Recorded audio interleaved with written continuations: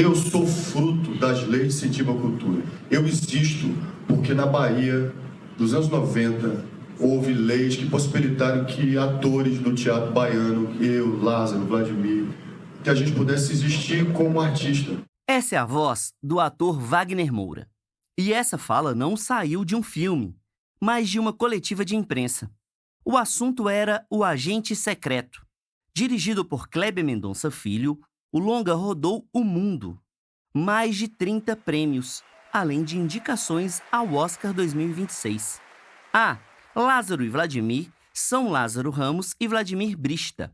E não só isso, um país ele precisa se ver na sua cultura. Ele precisa se olhar. Nenhum país se desenvolve sem se olhar, sem se ver. É isso que o cinema faz. Filmes como O Agente Secreto, Marte 1 e Cidade de Deus não somente levam o Brasil para o mundo, como devolvem o Brasil para a gente. E tem uma outra coisa que conecta esses filmes. Nenhum existiria sem as políticas públicas culturais, sem investimento. E são muitas as histórias que foram contadas com o apoio das leis de incentivo à cultura, como, por exemplo, a cinebiografia de Zezé de Camargo e Luciano, Dois Filhos de Francisco, viabilizada por meio da Lei Rouanet.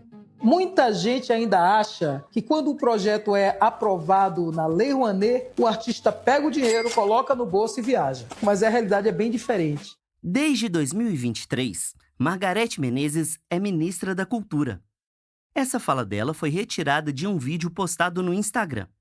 Nas imagens, a cantora explica que a Lei Rouanet não é um cachê para o artista, mas uma aprovação para que ele possa captar recursos para executar um projeto. A Lei Rouanet funciona por meio de renúncia fiscal, não de repasse direto do governo. O valor destinado paga o marceneiro que construiu o cenário, o iluminador que projetou a iluminação, o técnico de som, o técnico de luz, os trabalhadores da limpeza, todo mundo que estava antes, durante e depois, fora do palco, em cima do palco e atrás do palco, né? Então, todos os trabalhadores envolvidos na idealização, na produção, na direção, até a etapa final, são pagos com o dinheiro deste patrocínio. A Lei Rouanet é um dos instrumentos que potencializa a cultura brasileira. Existem, por exemplo, fundos estaduais e municipais de incentivo à cultura. São caminhos institucionais que possibilitam a criação de obras de arte, a circulação de trabalhos artísticos e a existência de figuras como Wagner Moura. As políticas culturais que são desenvolvidas hoje nos municípios, a nível estadual e a nível federal, elas foram construídas por diversas pessoas atuantes da cultura, que durante muitos anos fizeram diversos encontros e formularam, olha, a cultura tem que ser um direito para todos, assim como a saúde é, assim como a educação é. Além de Zé Reis, a dona da voz que você ouviu, os entrevistados da série Meu Negócio é Arte, de uma maneira ou de outra, tiveram as trajetórias fortalecidas por conta das políticas públicas culturais. Neste episódio do Trem pra Fazer podcast, você vai perceber que cultura não é só entretenimento. Cultura é política. A minha história com Contagem começa quando eu comecei a dar aula para alunos do 2º grau. E eu dava aula de educação artística. Então, consequentemente, no meio, eu botava teatro, que eu já era ator, já estava trabalhando há muitos anos como ator. Ilvio Amaral é um dos gigantes do teatro brasileiro. No fim dos anos 90, ao mesmo tempo em que era professor da FUNEC, ele podia ser visto no elenco do espetáculo O Adultério Mora ao Lado. Leda Matos esteve em uma dessas apresentações. E ela ficou apaixonada com a peça, essa Leda, e falou assim, meu Deus, nós estamos precisando de alguém na Secretaria de Cultura que trabalhe com teatro. Vamos para lá? Eu falei, eu já sou professor de lá, só você me tirar do professor e me colocar nessa função, então. Que eu acho que você pode me pegar emprestado. Ao atender o chamado de Leda, que era responsável pela cultura na gestão do prefeito Newton Cardoso, Ilvio promoveu intercâmbios aqui em Contagem. Ora trazia um espetáculo, ora levava os alunos para assistir uma peça. No meio dessa construção, ele assumiu a Casa Azul do Centro Cultural. Foi lá que Ilvio, na cara e na coragem, montou a Guerra Mais ou Menos Santa, baseada no texto de Mário Brazini. Só que nunca tinha verba para nada, não existia verba para se montar espetáculo, não existia verba para levar espetáculo, não existia verba nem para vestimenta.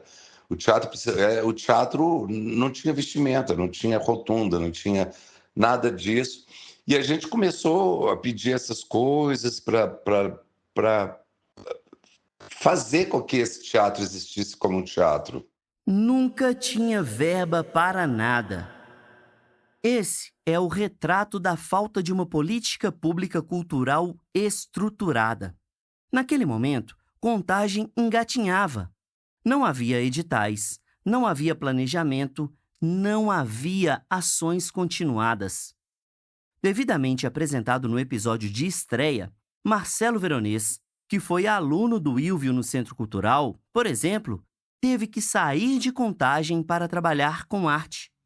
Há quase 20 anos, ele deixou o município e migrou para Belo Horizonte. Isso me entristece, assim, eu fico triste, assim, porque eu nunca quis verdadeiramente não estar em Contagem.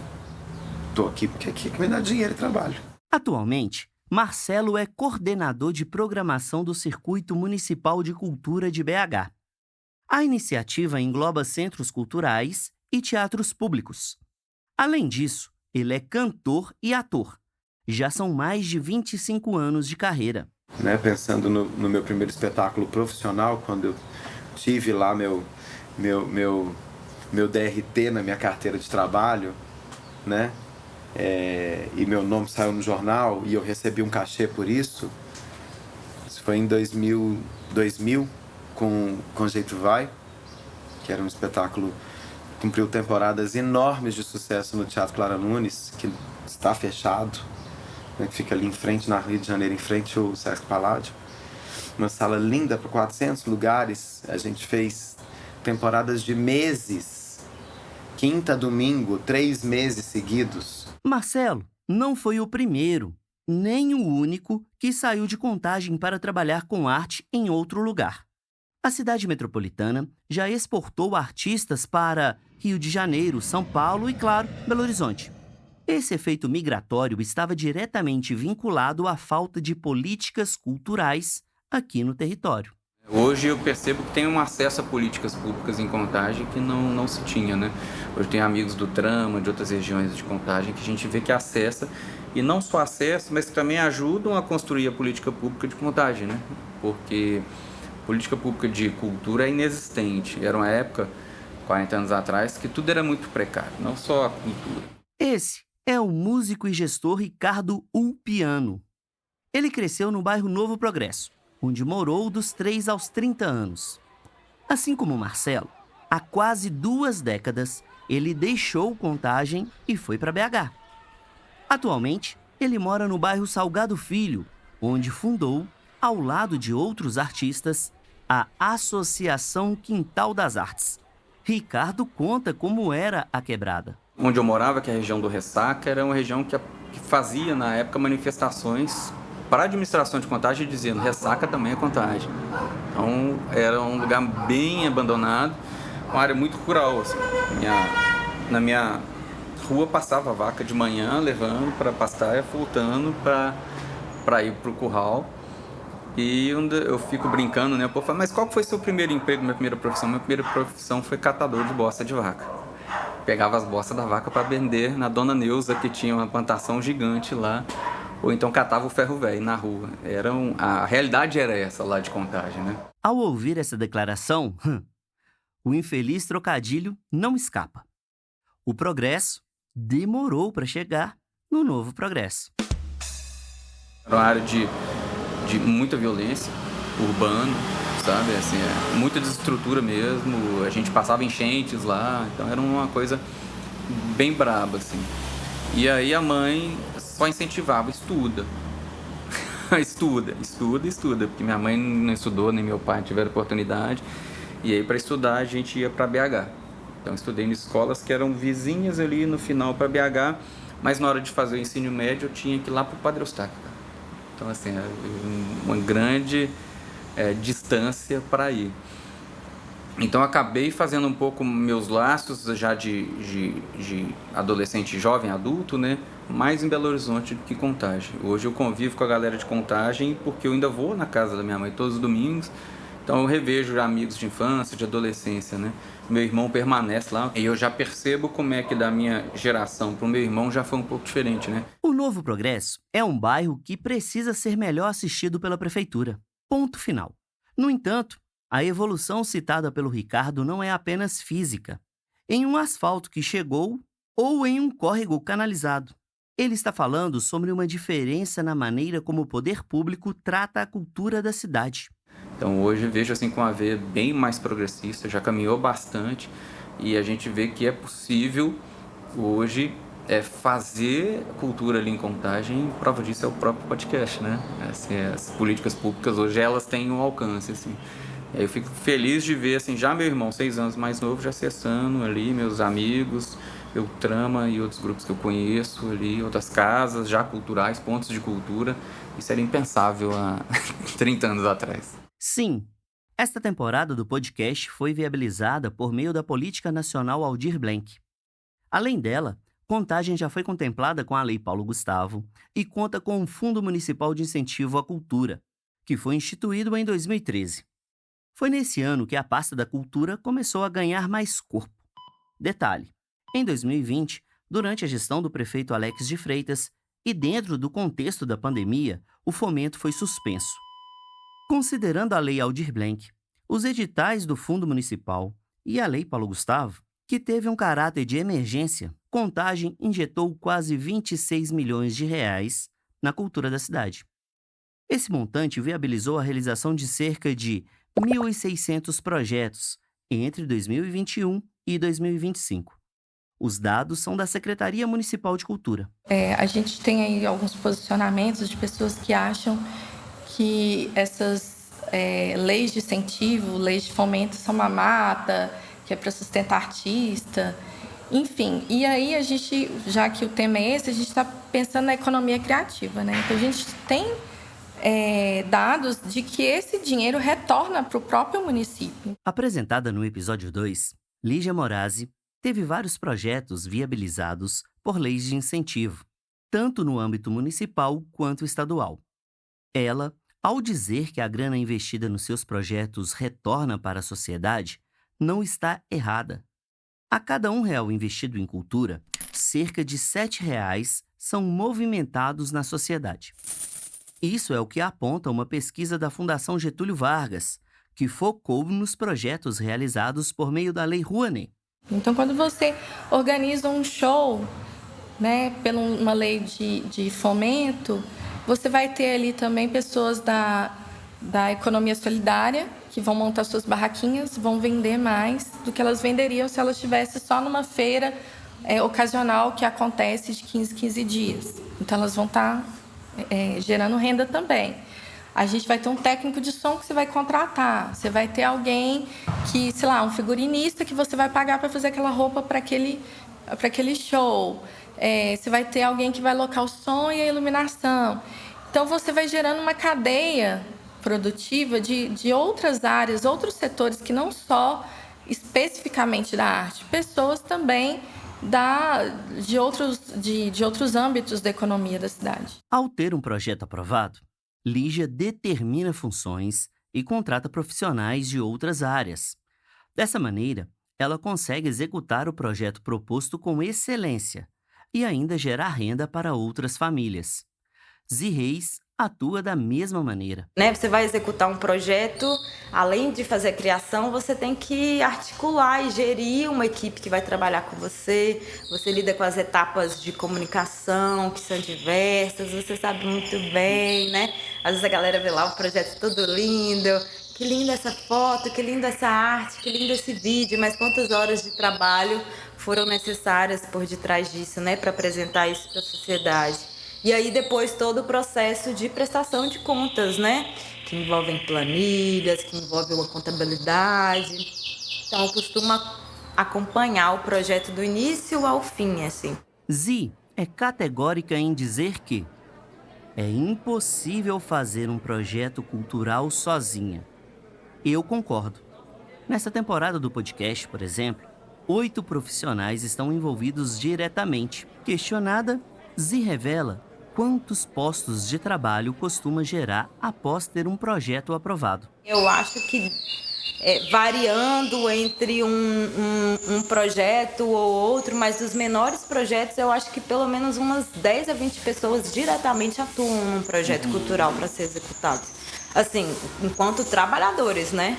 Fora o número das pessoas que vão ser atendidas por aquele projeto, que aí já é um número muito maior. Um desses projetos foi a Residência Brisa, que além de Zi, contou com Fabi Santana e Dai Tropicals.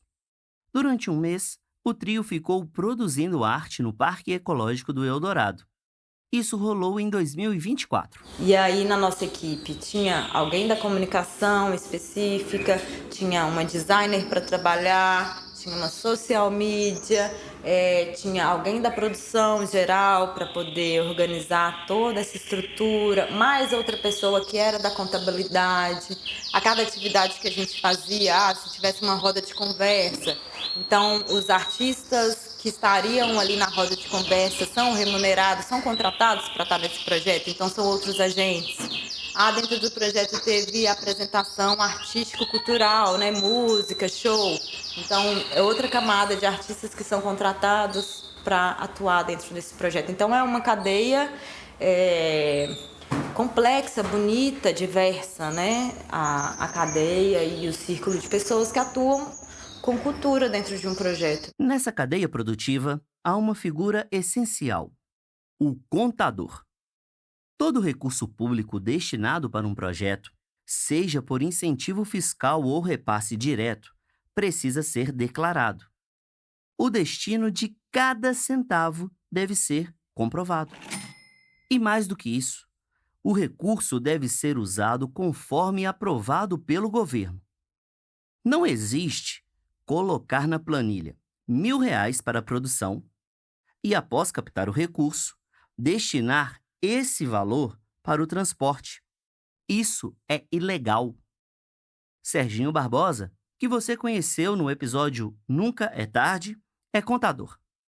E uma das suas frentes de trabalho, desde que deixou a indústria para se dedicar ao universo artístico, é atuar com a prestação de contas de projetos culturais. Você conversa, ensina, analisa, avalia os documentos, prepara, dá aquela consultoria para o artista, você não pode sair pagando de qualquer jeito. Tem uns que saem pagando, pergunta para mim se pode, sabe? Então me manda a nota e-mail para falar, pode pagar, sabe? Para não ter que devolver. Então, ou seja, você acaba também contribuindo com o proponente, que também é artista, né? Que ele também tem uma responsabilidade com o dinheiro público. Porque o dinheiro público não é o dinheiro dele que ele pode pagar a quem ele quer e a foda-se fala, não, ela tem um centavo, ele tem que prestar conta. Né? Além de prestar conta do que ele gastou, que o Estado ou o município patrocinou o trabalho dele, o projeto dele, né? Você tem que também dar a contrapartida, mas também você tem que prestar conta do dinheiro que ele te deu. Tá? Então, ou seja, tem esse lado também, então assim, tem assim, muito interessante, você faz reuniões com eles online para explicar, sabe? E você vê que se nota que tem muito oponente que não entende mesmo, sabe? E falei, olha, não preocupe, porque eu que sou seu contador, você vai ter que me obedecer. Na sua arte, manda ser. Mas nessa parte financeira, aqui nessa consultoria, você me obedece, porque senão chega lá na frente sua conta vai ser rejeitada. Interessado na qualificação dos agentes culturais, Serginho ofereceu uma oficina de contabilidade para projetos inscritos em leis de incentivo.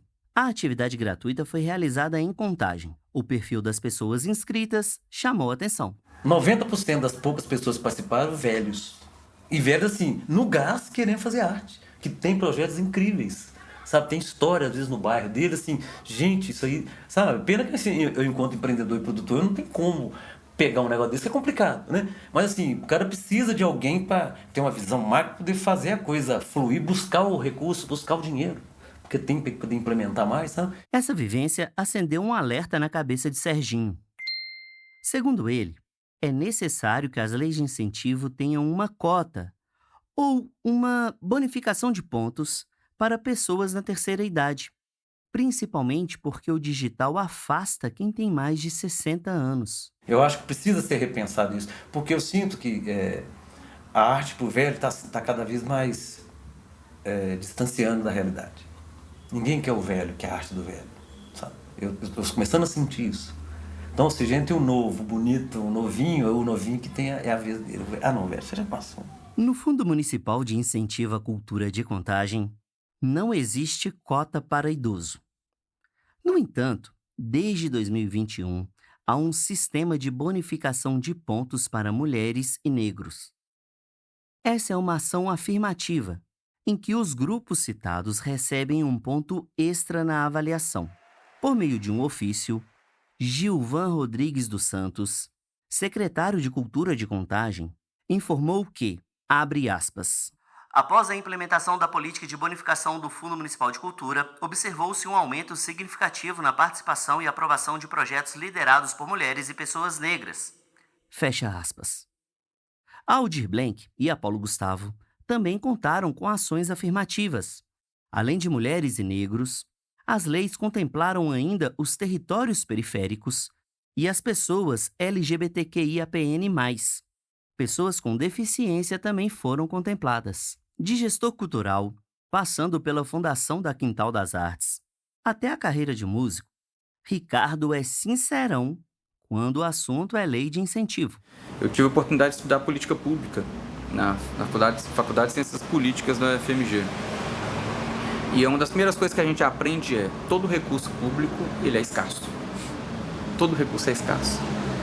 Então, às vezes, quando a gente vê o povo brigando, falando assim, algumas pessoas falando, poxa, mas não tem para todo mundo, mas não chega até mim, nunca vai chegar. Esse discurso é triste, mas real. Fazendo um comparativo, a saúde pública é para todos, mas, infelizmente, ela não consegue atender todo mundo. Na área da educação, a realidade é a mesma. Enquanto o recurso público for escasso, não haverá uma política cultural capaz de atender todos e todas. Diante desse cenário, Ricardo, qual seria o papel das leis de incentivo? Para mim, as leis de incentivos elas teriam um papel de correção, cara. De correção dessas diferenças, desses não acessos, sabe? Ricardo defende que o melhor caminho é que o governo conheça o público a ser atendido pela política cultural. E, além de conhecer, faça escolhas. E que os recursos fossem invertidos, sabe, Felipe? Tivesse maior recurso para as pessoas que precisassem de fato, entende? Essas tradições, esses músicos, guitarristas, cantoras, dançarinos, grupos de teatro, de periferia, esses aí tivessem um incentivo maior, mas acho que só a lei de incentivo por si não. Tinha que ter um acompanhamento técnico da execução. Esse acompanhamento humano rolou aqui em Contagem. Em um edital, os mestres e as mestras de capoeira tiveram a chance de fazer a inscrição por meio da oralidade. A iniciativa teve como missão contemplar os agentes da cultura tradicional que não são alfabetizados. A determinação veio da Política Nacional Cultura Viva. Contagem, quando fez o seletivo dos mestres de capoeira na oralidade, eu falei, é isso que a gente precisa, cara. Isso é a política pública possível. Mestre de capoeira, ok, você tem que ir lá fazer a prova. É na oral, cara. Você aprende capoeira onde, Felipe? Entende? Não é no banco de universidade. Você aprende capoeira na rua, irmão. É ouvindo, falando, trocando ideia, cantando. Então, se o agente público for fazer uma prova, ele tem que entender a linguagem, tem que chegar lá e ouvir o mestre. Entende? Então, eu acho que a política pública tem que descobrir qual que é o ciclo de política pública dela real. E os gestores e gestoras, aí eu coloco todo mundo, os secretários de cultura e os prefeitos, prefeitas, quem que vocês querem atender, isso também tem que ficar claro. Na verdade, os mestres e as mestras de capoeira não tiveram que fazer uma prova oral. Eles apenas relataram a trajetória artística e apresentaram comprovações, como fotos e matérias de jornal. Essa reparação histórica deveria ser uma constante nos processos de fomento à cultura. Afinal, O que não dá é para você entrar no edital para concorrer com um cara que já tem os melhores especialistas escrevendo os projetos, que os projetos deles são assim, factíveis, execuíveis, conceituáveis, com aquele português lindo, maravilhoso e com a tabela assim de, entende? Não dá para todo mundo concorrer junto. Isso é um problema, acho que, da política cultural. essa é uma das lutas de Deise Castro, a produtora que você conheceu no primeiro episódio. Não é que ela não saiba escrever ótimos projetos, mas é que o Instituto Cultural Circular ocupa um outro lugar. A instituição já é um pontão de cultura. A gente tem reconhecimento, é munido de utilidade pública municipal, a gente é munido de utilidade pública estadual, mas é preciso que todo mundo que nos conhece, que gosta dos nossos trabalhos, possa ser um pouco operador dessa transformação, sabe? Para que a gente consiga se enraizar de fato, assim. O que o circo precisa e que a gente bravamente tem conseguido aqui em Contagem, tem sido essa referência, porque quando eu digo que duas pessoas saíram da Colômbia para mudar para Contagem, estudar no ICC, eu estou falando sobre reconhecimento, né? Assim, essa solidez de entrega. Os pontões de cultura surgiram a partir de 2003, na época em que Gilberto Gil era ministro da Cultura.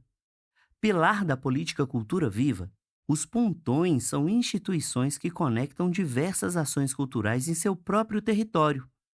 Daisy explica melhor. Quando você vai para a esfera pontão de cultura, você entende que esse lugar ele faz cultura por si, mas ele integra e capacita e troca conhecimentos em rede com outros.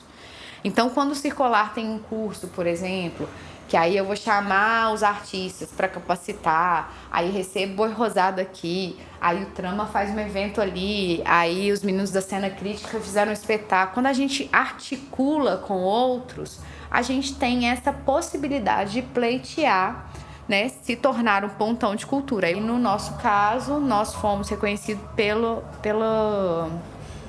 federação, né? Não foi aqui em Contagem, não. Apesar de ocupar esse lugar, além de ter reconhecimento internacional e um histórico invejável, o Circular patina para sobreviver. As políticas culturais ainda são insuficientes para manter a instituição de pé e sem perrengue. Porque o ICC tem um Instagram, tem um público e vai fazer festival na Funarte, vai apresentar no Teatro Cine Brasil Valorec, enquanto a gente tiver força.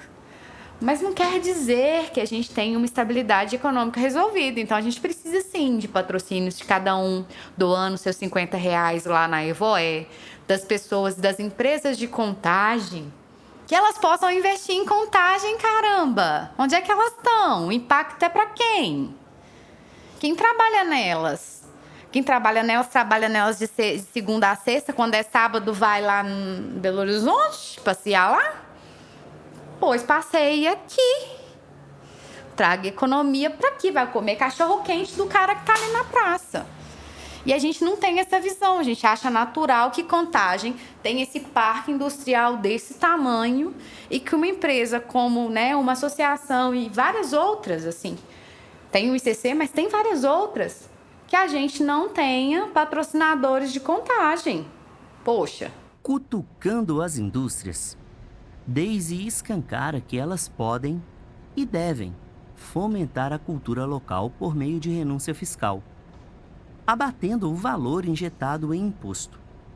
O que não dá, segundo a Daisy, é para uma instituição cultural sobreviver exclusivamente das verbas dos editais. Até porque o resultado é sempre incerto. O que a gente precisa é de ter garantia, né, de permanência e estrutura adequada, assim. A reivindicação de Daisy é necessária.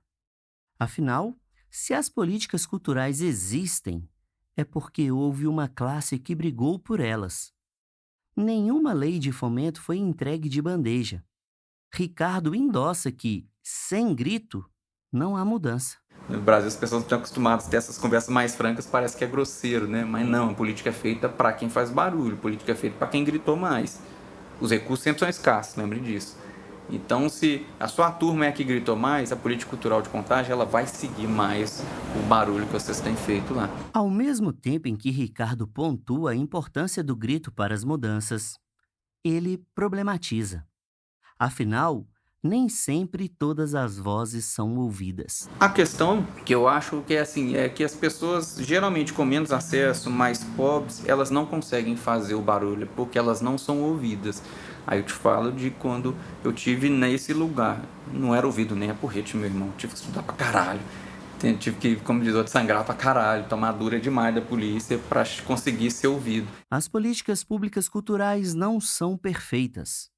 As leis de incentivo ainda não contemplam todas as esferas, porém, elas são o resultado da luta de pessoas que sangraram demais e que gritaram demais. Essas políticas são um direito adquirido, e um direito adquirido não pode ser retirado. Zé Reis concorda.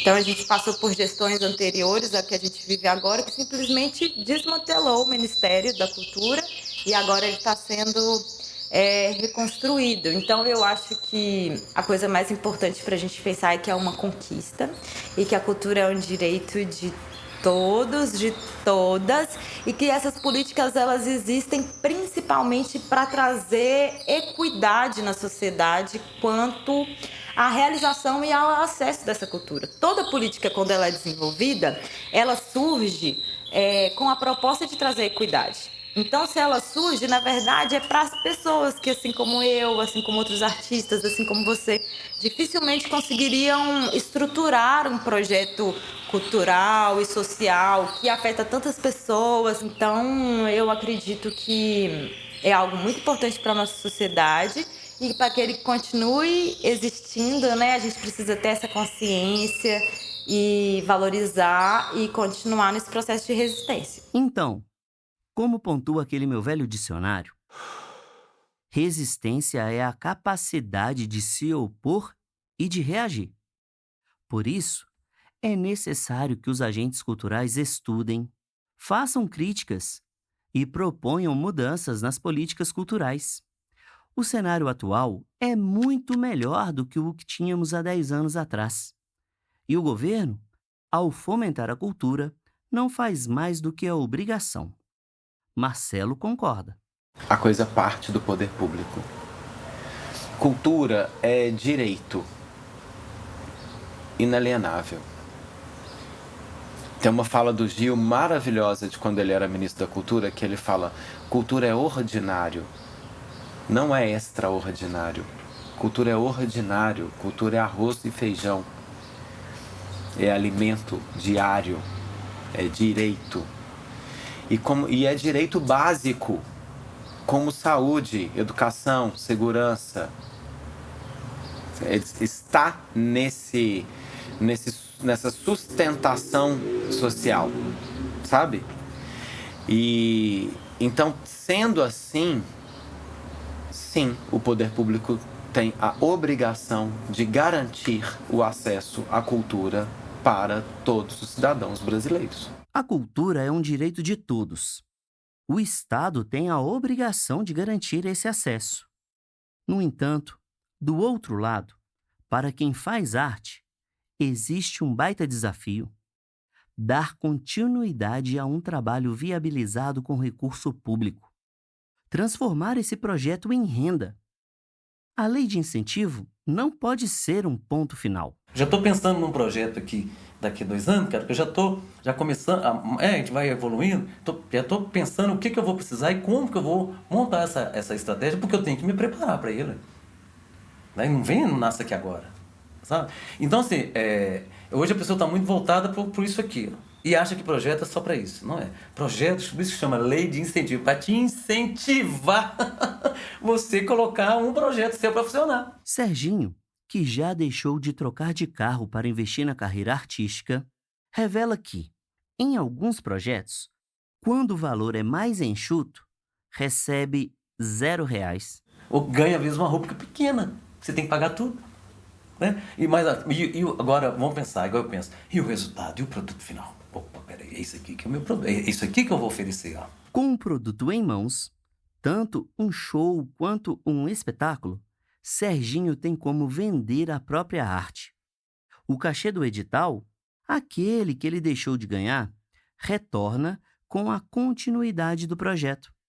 Nayara Bernardes analista do Sebrae Minas, que vem enriquecendo o debate desta série, destaca que, para se tornar sustentável, a arte não deve depender apenas de um fomento público. Ela divide esse cenário da seguinte maneira: viver de projeto e viver de negócio. Então, viver de projeto é necessariamente depender de um patrocinador. Quando você vive de negócio, você pensa naquele negócio ali como uma propriedade intelectual, como que eu estruturo uma propriedade intelectual e como que essa propriedade intelectual se desdobra em recurso, em monetização e, quem sabe, em possível investidor. Fernanda Signorini, que conduziu o episódio passado, entendeu como estruturar um produto cultural. E essa sabedoria não foi aplicada apenas nos infoprodutos artísticos. Depois de montar o espetáculo Lia Maria Mulher, com recursos públicos, ela levou a peça para outros palcos. A montagem a gente fez em 2023, com a lei de incentivo aqui, para a criação de espetáculo. E esse ano passado a gente fez a primeira circulação por Contagem. E aí a gente está com esse trabalho, né? E nos inscrevemos para a campanha. Protagonizado por Fernanda, o espetáculo foi apresentado em fevereiro de 2026 no Palácio das Artes. A peça conta a história de Lia, uma mulher que transformava lixo em arte. Segundo Fernanda, a apresentação em BH foi uma grande aposta. Muitos gastos, a gente não sabe se a gente vai ter esse retorno. Então, o que a gente faz? Um investimento de portfólio, um investimento de estar dentro do Palácio das Artes. Assim como na primeira vez a gente apresentou dentro do Memorial da Vale. Então, assim, tentando galgar um portfólio maior para a gente poder sair e contar a história dessa mulher. Fernanda não é a única a pensar dessa maneira. Após algumas experiências coletivas, Ricardo chegou à conclusão de que um projeto, depois de ser executado com verba pública, precisa ter fôlego. Ele deve ser formatado e comercializado. Transformar um produto artístico em um produto rentável é a meta. Que é assim, o infantil passou, o Afeto Música passou, o Ziriguibum já passou, já foram patrocinados, tem apelos muito legais. Então esse trabalho circulou e acabou o patrocínio, o trabalho não vendeu. Isso pra mim é um problema, cara. Porque eu, como uma pessoa que vive disso, eu não posso parar que acabou o projeto de lei de incentivo. Meu negócio é arte. Essa é a nova temporada do Trem pra Fazer podcast, um programa do projeto Trem pra Fazer, que foi criado em 2014. O Trem pra Fazer podcast foi contemplado na Política Nacional Aldir Blanc de Fomento à Cultura, a PNAB Contagem, em 2024. Eu sou Felipe Pedrosa, criador, apresentador, roteirista e idealizador da série Meu Negócio é Arte. A operação de áudio é de Daneda, a edição e a finalização de Arthur Rocha. A arte de capa é de Iana Ottoni, a revisão de Renata Crepaldi. Preparação, Beto Placides. Transcrições, Júlia Bigão. Assessoria de imprensa, Vapor Comunicação. As narrações foram gravadas nos estúdios da Scriptus Comunicação. Este episódio usou áudios dos perfis da Mídia Ninja e da ministra Margarete Menezes. Antes de me despedir, quero te pedir para seguir o podcast no Spotify e no YouTube. E claro, se possível, avaliar, deixando uma nota. Para falar comigo, basta me encontrar nas redes sociais. @tremprafazer. Até o próximo episódio!